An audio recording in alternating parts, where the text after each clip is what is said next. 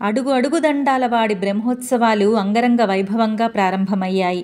మొదటి రోజు రాత్రి శ్రీదేవి భూదేవి సమేత మలయప్ప స్వామివారు 7 తలల స్వర్ణ శేషవాహనంపై తిరుమాడ వీధులలో భక్తులను అనుగ్రహించారు. ఆదిశేషుడు శ్రీహరికి మిక్కిలి సన్నిహితుడు. రామావతారంలో లక్ష్మణుడిగా, ద్వాపరంలో బలరాముడిగా శ్రీ మహావిష్ణువుకు మిక్కిలి సన్నిహితంగా ఉన్నవాడు. వైకుంఠంలోని నిత్య సూరులలో ఆద్యుడు.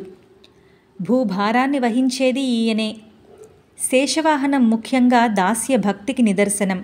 ఆ భక్తితో పశుత్వం తొలగి మానవత్వం, దాని నుంచి దైవత్వం, ఆపై పరమపదము సిద్ధిస్తాయి.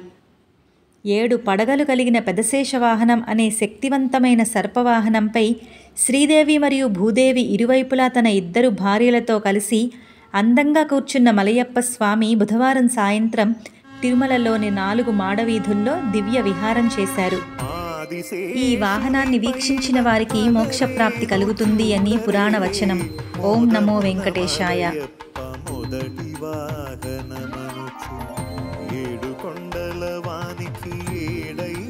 తలలతో తీడులేని బంగారు మేనితో మెరసేటి ఆదిశేషుని పైన అలరేను చూడరే, మోదమున మలయప్ప మొదటి వాహనమనుచు.